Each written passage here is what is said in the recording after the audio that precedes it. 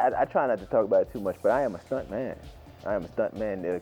Koichi Sakamoto, who is, you know, one of the stunt gods, we were kids. We grew up together, and studying in Hong Kong, you know, I taught him some things, he taught me some things. I was a huge influence on him, and I just love the fact that I could get him this job, you know, because he was like, you know, he was down and out, he was bumming, like, you know, the Power Rangers thing was nice, but, you know, nobody could ever see faces, you know, he wanted to be seen. And I said, all right, let me see, I'll talk to Steve, I'll talk to some of my people, I'll see if I can get you a job, because I'm working on this thing that could be pretty hot, and I'll see what I can do for you, because, you know, we were like brothers, you know, back in the old country. Due to Steve and Koichi's expertise, very few serious injuries were actually sustained during principal photography on Drive. There were, however, a few notable exceptions. Leading man Mark Dacascos recalls an unscheduled trip to the hospital. We were attempting this, you know, this big action-packed movie, and we had a small budget, so some of the props up to that point were actually like real. And we were doing this club scene, and I don't even think Luke was striking at me. I actually hit his hand or something. And the club, you know, we should have had plastic ones, but like I said, budget. It was a hard, heavy wooden one. I kicked his hand and actually went flying out, and then ultimately hit my own head. And I had, I think it was 5 stitches right here. So and we didn't, you know, I went to the hospital that night and got stitched up. And the next day, Kadeem and I are doing his girl scenes when we got to Kadeem's house. And, you know, he's talking about cheeseburger and all that stuff. That stuff was all ad-lib too, by the way. It's funny. He's talking about his wife and all that, and we're going through his child's bedroom. And if you watch that scene, you'll notice that you see Kadeem's full-on close-up, and you'll see me like this all the time. And the few times you do see this side, it's like, oh, he really is Chinese, you know? Because it's kind of puffy and swollen up. I never felt tired. Towards the end, when I pulled my knee or my hamstring or something, we had to do the big scene at the end where we're running from the explosion in the background. And, you know, I just, you know, got that competition, so I want to show Mark that, you know, shit, the little guys can't run. And, you know, brothers, we got to stride. And I think I pulled my damn hamstring trying to outrun him from the blue screen. The worst injury of all was suffered by Japanese heartthrob Masaya Kato during the filming of the climatic fight scene in the Apollo 14 nightclub. During the last scene climax, and Toby once in a punch hit my inner chest. I got my rib cracked. I didn't tell the director, but I was really in pain. So, but my character is emotionless. So I can't show my emotion. So always have to be cool. So that was very, very hard time for me. A particularly memorable experience for all 3 principal stars was the explosive finale to the motel battle sequence. In the absence of a budget for CGI effects, real life-size projectiles were fired just over their heads to create the level of authenticity Steve required for this key sequence. Brittany, Kadeem, and I, we come running around the corner of the motel, and we're just running away from the baddies. And we come around, and there's old J.P. Ferguson with his rocket launcher, right? He's got a rocket launcher. As we come around the corner, he's coming around, pointing at us, and the 3 of us realize, oh boy. So we're like, you know, running away from this whole thing. And on the previous take, I guess we had run maybe too soon or too fast, and there was a big gap between the rocket and our heads. And it's probably Steve, because he likes getting us in dangerous situations, but he said, you know, try to play it a little closer and stuff, so we did, and I could kind of feel the wind go right past my head, and I was hoping that was close enough, but you never know with Koichi and Steve, you know. Oh, and I love the explosion, because I really got to be there for that, and I felt that. When they blew up the hotel, when Madison blows up the hotel, and we worked it out, Koichi, we ran, and we had to jump in the air and fly. Always, you know, that's why I wanted to be an actor from the time I was a kid, so that you know, you could pretend like the world was ending or things were blowing up and people were shooting, and at the end of the day, nobody's hurt. It's just, you know, pretend. So this is the first time I really got to do it, because I've been doing comedy, but comedy without action, comedy, you know, just a different, you know, sitcom and other kind of stuff. When we were running and they shot those missiles at us, and I could actually hear the first one, because I was next to Brittany and Mark was in the back because he was the Superman. So when that thing whizzed by his head and bust through that window, there was an adrenaline, you know, that, you know, I know we were supposed to kind of pace ourselves and take our time running through each one, because it was like run, bang, run, bang, run, bang, and then run and then jump. After the first bang, I went to 5th gear, and I was like, I'm getting the hell out of here, man. This fucking thing might hit me. As well as working 24/7 to make the fights come within the meager budgetary requirements, Steve also hired second unit director and miniature effects wizard Wyatt Weed and sound impresario Les Claypool to work their magic and give Drive some real production values in these vital areas at a fraction of the normal cost. Due to the numerous locations, the nightclub, the ships at the beginning, all these places, we knew we would need a good Foley team. And I knew of a pair of Foley guys, John Cucci and Dan O'Connell, who had done huge movies. I mean, their mainstay is things like Con Air, Nutty Professor, all A-level films. They do a lot of action films, The Rock. And we knew we really couldn't afford them, but we knew they were perfect for the job. So what we ended up doing was spotting out key things that would be really important for them to do, signature effects, like all the sounds of the ship in the beginning, running up and down all those metal grates, and a lot of the fight sounds and clothing flutters and things, stuff we knew they'd be really good at. We pegged them to do all of those sounds, and then more of the generic sounds we just had other people do, like setting, you know, there's no reason to hire those guys to set down glasses and take off glasses and rustle pieces of paper and things. So we had them do the specialty stuff, and it made a huge, huge difference. They're just, we bow to them. They are quite amazing at what they do. A key effects sequence for the second unit team was the spectacular demolition of the Apollo 14 nightclub at the end of the movie. The explosions there were handled by Joe Viscoso, who we all know, he revolutionized miniature pyrotechnics. He did the explosions in Star Wars, and then moved on to, you know, things like Independence Day, where I think he blew up more stuff than in any other film ever. But he was using a lot of the same pyrotechnic mixes that he had used on Apollo 13. And if you watch the sequence where the final big hotel explosion goes off and the rocket flies up into the air, if you look at the flame underneath, it looks just like the flame of the Saturn V rocket starting up in Apollo 13. He used almost the exact same mix. And it was really exciting to know that we were using Apollo 13 technology on our film.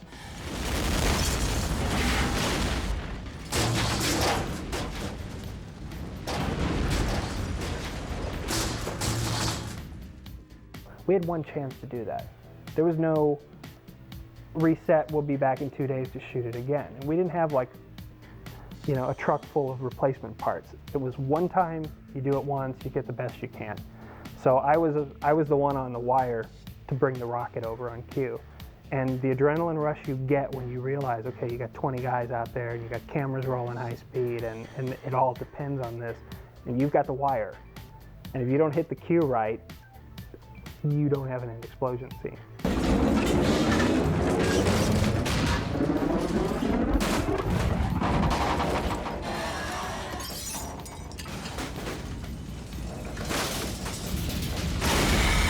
Watch this. This is new. Watch this. Wyatt, thank you. It was a very good job. Oh my God, I recorded it. Whereas Steve and I had long history of watching Hong Kong films, most of the sound team did not. So there was a lack of differentiation between blocks and punches and some of the things it was so overwhelming. There were so many of them that what Steve and I ended up doing one day as we came back into the studio, since he and I had, you know, years of experience watching this, actually cut some of them ourselves. We went in and Foleyed blocks and punches, and we were smacking each other around in the, one of the vocal booths until we were both red, hitting each other in the stomach, and arm slaps, and just trying to get really good sounds for all the fights.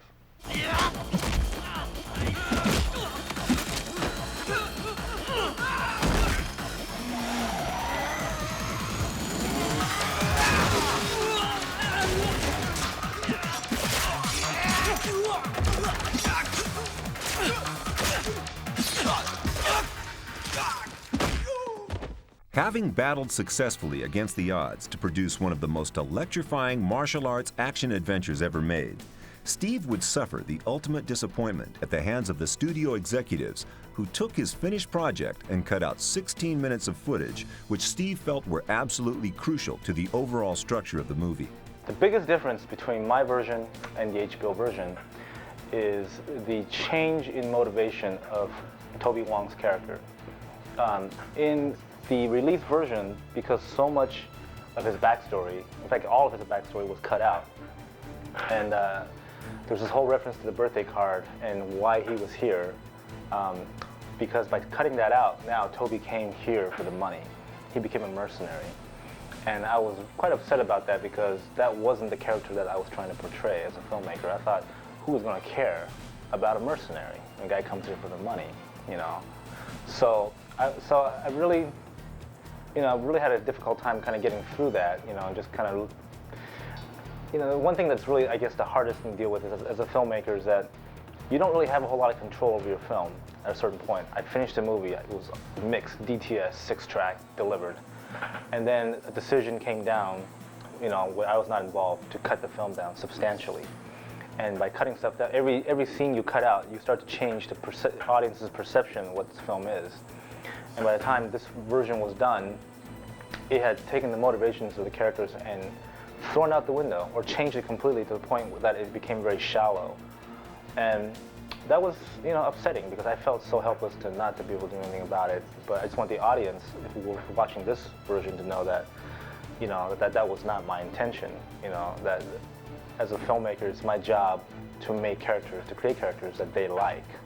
You know, that way when they get to the kung fu, they can really root for these guys.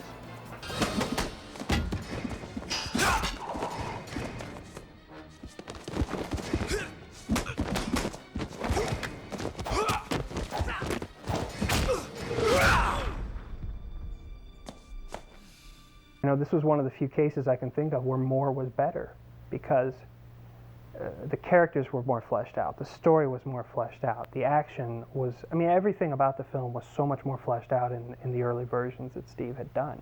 And there were a lot of people looking at it just in terms of a length, running time, got to get it down, got to get it down. And this is one of those few films where, no, you know, don't get it down. The longer it is, the better.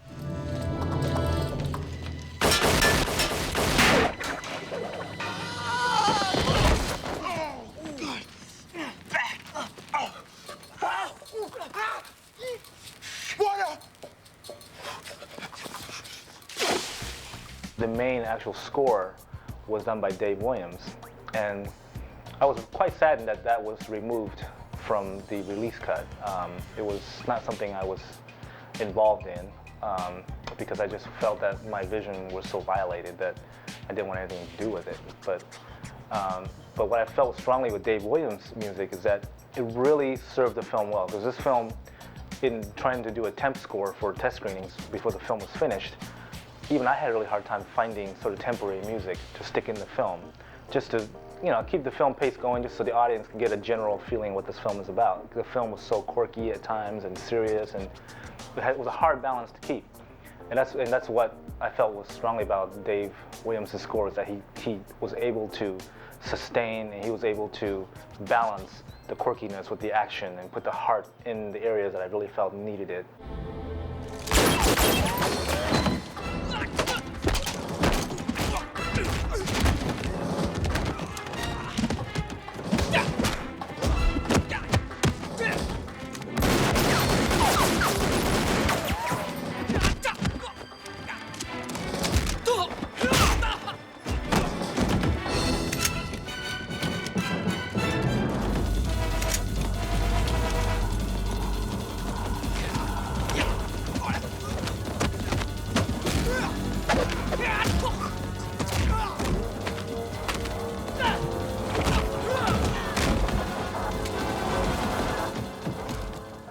producer's cut, unfortunately, they kind of just went for the straight ahead action. These guys are tough, and once they go into this mode, they do it. It still works, I think. But the director's cut is the whole thing. You get the crying, you get the loving, you get the fighting, you get the funny jokes, you get everything. That's the version I like. Despite the difficulties involved with the shoot and subsequent distribution of the movie, everyone involved with the Drive project is proud of their achievements. The ultimate tribute to the movie and their skill as filmmakers is the incredible reaction it generates with cinema audiences, no matter where it is screened around the world. We took it to Japan, to the Uwari Film Festival, Japan's second biggest film festival. Went there, the Japanese audience went wild. I've seen films with Japanese audience. They're quiet, they're really respectful and nice, and then when the film's finished, then they'll clap. This movie, they were jumping and screaming and laughing, and I was just amazed at this. And it won the Critics Award there. And then it went to Montreal, and just we had a screening, and the audience, the same exact kind of reactions. Crazy, jumping out of the chair, laughing their head off. And at the end of the film, end of the festival, they voted it first place, international film. And it was the fans voting it, not a committee, but it actually was the fans. And that really meant a lot to me. When I've seen my work in other movies, when it comes to the fight scene, in my mind I'll start picking it apart. Oh, that was a bad angle for this, or I should have done this or that. And when I went to Drive and saw the screening of it, oh man, I was so happy. I was so happy because everything flowed and was in context. And when it got to the fight sequences, man, I just thought Koichi's fight choreography was awesome. Steve shot it so well. I mean, he just captured the movement and the moment, not just in the action, but in the emotion, I loved it. I really loved it. And I had a great time working on the movie. I mean, all the elements together. I just think we had chemistry, and once in a great while, a bunch of people come together and do something very special. And to me, Drive is very special. I think it works on an acting level and as an action picture for me. All my attempts, all my effort to bring alive this martial arts genre, what I wanted to do with it, always being a fan and wanting to see this stuff, was that now I'm in a position where I am giving something back to the very thing that inspired me as a child, and still continues to inspire me. So it's very special to me that I can give that piece back, and now have people have expectations of me to deliver action-packed films that are fun to watch and that are really exciting. So that to me is really special.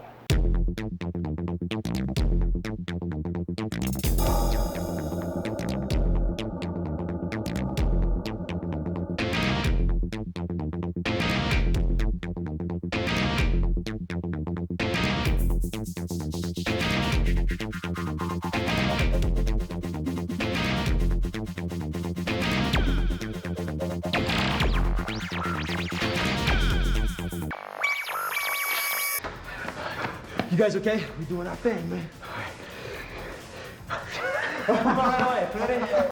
Beat it. I didn't call him. Nice. Who's that? Was that the director?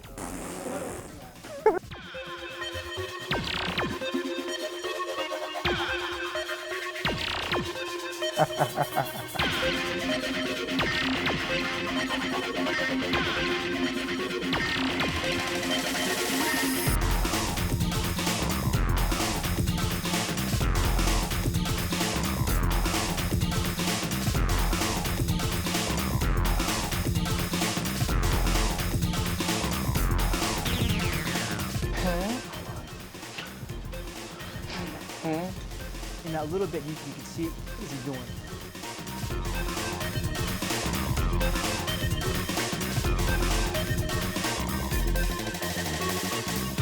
It's fantastic. Where do you learn all this? I'm the sensei. I taught him all that shit. You hang with us and you Yeah. I'm the sensei. I taught him all that shit. You hang with us, you see a lot more. Oh, yeah, right.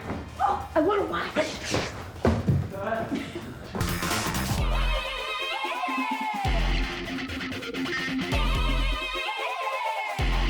See how he is? This is Hakeem Kardashian. That's gonna be a cut, right? Woo! Bye.